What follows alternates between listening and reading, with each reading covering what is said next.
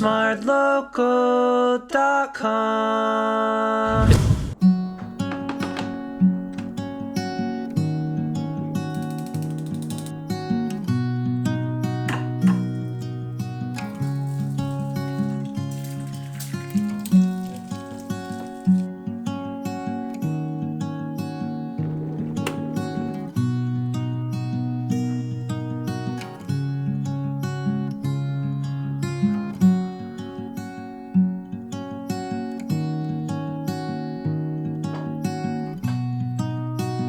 Hi guys, welcome to Extraordinary People.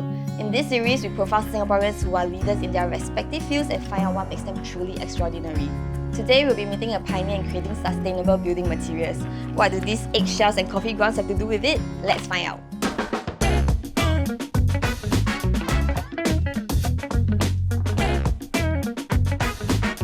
Are you ready for this? Are you ready?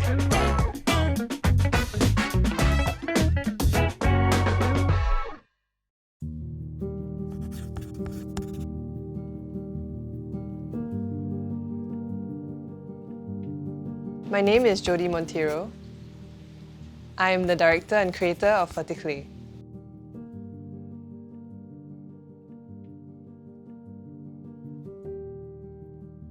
Okay, hello Jodie. I'm Siu. I am very excited to get my hands dirty. But the last time I went to pottery class, right, it wasn't like that. There wasn't any eggshells or like coffee beans. So, what are we doing? So basically, like you said, we're quite different. We actually utilize food waste to strengthen local clay that we get from construction sites around Singapore. Yeah, so like you mentioned, we have coffee grounds, eggshells, and even some newspaper fibers. So all these waste ingredients, they're actually very valuable to us because with them working together with the clay, it actually makes the clay stronger up to about like 4 times. Oh, By utilizing food waste, it actually works together well with the clay to make it strong. so this is the clay. Yes, so this is the dried up clay. We actually have to sieve it to get out all the sand and the rocks to get the pure clay. And from there, we actually grind it up to get it into like a powder state. Yeah. Oh, okay. Either in a powder state or in a malleable like Play-Doh texture.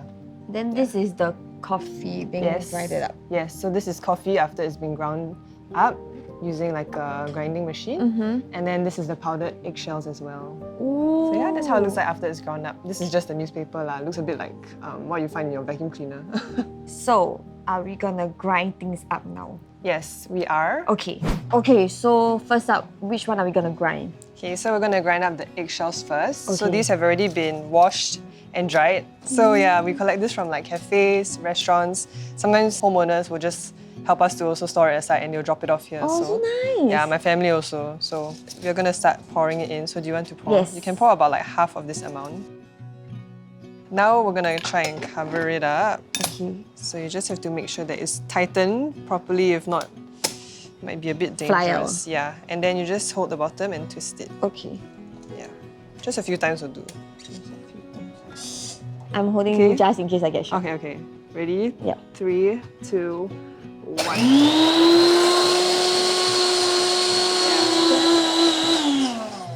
Oh! Auto one ah? Yeah. So that was about 1 minute-ish. Oh, okay. So now we're going to try and open it again. Okay. Something's gonna start coming out. Whoa! Whoa! So yeah, it looks like this. So it looks really nice and fine. Now we're gonna pour it into the container. So how did Ferti Clay started? Um, How long already?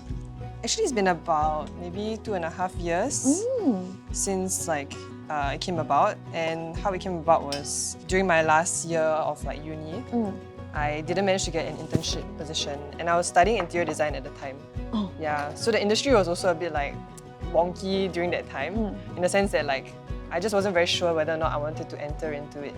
Yeah, so during my holidays, instead of doing an internship, which I couldn't get because of circuit breaker, I decided to try out like making my own like craft projects at home.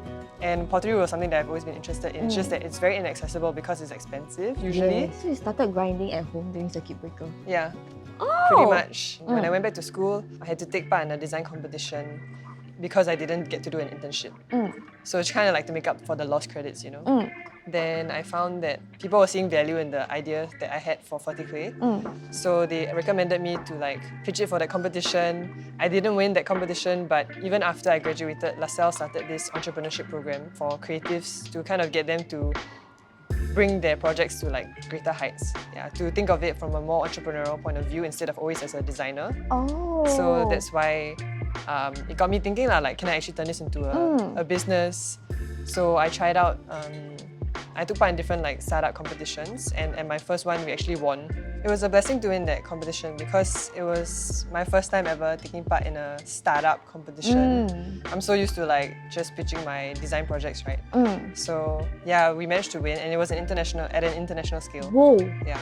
So that kind of kick-started Yes, this exactly. and gave you confidence like, actually this might work. There was a lot of challenges in me transitioning from this designer's like perspective and mindset to like a business owner's mindset. There was a lot of challenges in like knowing how to operate a business, how to run a projects from start to finish, how to work with a team. Thankfully, I've always been like a people person, so like I enjoy working in a team. Contributing to like a common cause. So I think that's what kept me going, is knowing that like I'm not doing this just for myself or not doing it alone. And I had a lot of support from my friends, family. They would come and help me part-time also. Even though it's really difficult at the start, like starting up, changing from the designer to a business owner, like I think overall, like when I look back fondly, like to see how much I've grown and the people alongside me have grown and supported me also. Thankfully, you have like a strong support system also. Yeah, I think that's very important for any business owner actually. Okay, the coffee is done. Yeah, so we just tried out grinding up the eggshells and coffee grounds. Was it fun? Yes, very fun. Yeah, and maybe now we'll try the clay filtering, which is another really exciting part. Let's try it out. Okay, where? Over there. Okay. This is a very interesting laundry rack. What are we doing now? Yeah, so we just did the grinding of the raw materials, right? The eggshells and the coffee grounds. So first step, we've got some clay already soaking, but you can just pour this in. The water helps to separate everything out. How long must you soak it for? Maybe about 1 day. Yeah, just for it to soften up. Now we're going to use a hand tool to mix up the water with the clay, sand and rocks to help separate it a bit more. Just move it around to get to the bottom of the tub. So I just press. Yeah, like a little bit at a time. Okay. Okay. Now we move on to the next step, which is filtering it through the sieve. So we're just going to scoop up. Whoa. So yeah, so we're going to scoop the clay, liquid, Okay. in liquid form, and then just going to pour it in here. Into this tub? Yeah, so you hold for me the sieve. Okay. Oh my god, guys, it's taping! Let's see how much you can do. Okay, so now pass this to me. And we can move on to the next step. We're just going to pour some of this into this. Okay, stop. Right hand holding this. Yeah. And then pouring it into the cloth bag, just slowly. Yeah. Oh, so is this like a, what is it called? Filtration process. Yeah. So the water that drips out, we reuse it for the next batch. Yeah, so after about 4 to 5 days, this is what the clay will look like. Oh my god. Wow, from that? Yes. So after all that hard work, this is what you get. This is the harvest that we get, and this is what you're going to be using to mix your clay later with the eggshells, coffee grounds, and the newspaper. So now let's use this to move on to the workshop section where you get to make your own plant pot out of it. Okay. So now we're going to show you how to mix the different ingredients that we grinded up just now into clay. Ah, okay. So we've got the eggshells that you grounded up, the coffee grounds, as well as the newspaper. And this is the precious clay that we filtered. So today we're going to show you the steps on how to make a little pot. And from that pot, you're going to plant a plant. Nice. And then you can bring this home today. Okay. First step, we're going to actually start to peel away small chunks of the clay and then drop it back into the tray just like that. Just masak, like just really like mix everything together. Yeah. Okay. As you mix it, you want to kind of squeeze the clay between your fingers like that. So you can go ahead with that. At the start, right, what were like some other challenges you faced? I had internal struggles, but externally also there was the issue of knowing where to go first, like knowing what resources I should tap into, figuring out how to, like who I should be trusting and who I should be talking to. But at the same time, we also wanted to like let the company grow naturally. So we started running our own workshops quite early on. Yeah, and our first workshop, we just piloted with friends and family. And from there, like we managed to get some marketing materials out of that workshop. And then one of our first official workshops was with the Singapore Association for the Visually Handicapped. And for them it was really sensorial because they are visually impaired. Yeah, so it was also a way for us to pilot to see how this could be more than just like an operational task for them, it could also be a therapeutic process. The reason why we want to go in that direction also is because we want to be able to scale the impact. So be able to recycle more food waste, be able to create more job employment opportunities. Okay, let me help you to scoop out all the remaining ingredients. The texture is really good now. You just need to continue to knead it a bit more. This is fun. So the clay looks quite well mixed now. Maybe we can start to make the pots. So you want to first roll it into a nice ball. Okay. So I'm going to be teaching you one that is quite a fundamental skill. It's called pinching. The trick is to only use your thumbs to pinch and then use your other fingers to support the walls of the pot. Just now you were talking about like values that the company has, right? Yeah. Can you go into it? Like, what are some values? I mean, ultimately, we are a sustainability company, right? We care about the triple bottom line, people, planet, and also profit. Throughout the past few years, it's always been like finding a balance between all three, right? Like I said, we grow at our own pace. We try not to like do shortcuts. There's no point in like working so hard to get to like a level of success, but then failing to like keep our core values, right? So for us, we really put emphasis on like mindfulness. So what keeps you going? What keeps me going, like first of all, is the impact that we're trying to drive. Like knowing that I'm not really doing this for myself, to make a name for myself. It's really because I genuinely care about the environment, and I think for like the company's growth, for me and my team, like getting them exposed to the general public also, like getting them to be involved in helping others in workshops also boosts their own self-esteem and their confidence to go out there and to like just to explore their own capabilities and talents. Nice. Thoughts on this? Very nice. See, you managed to get through all the cracks. Yes.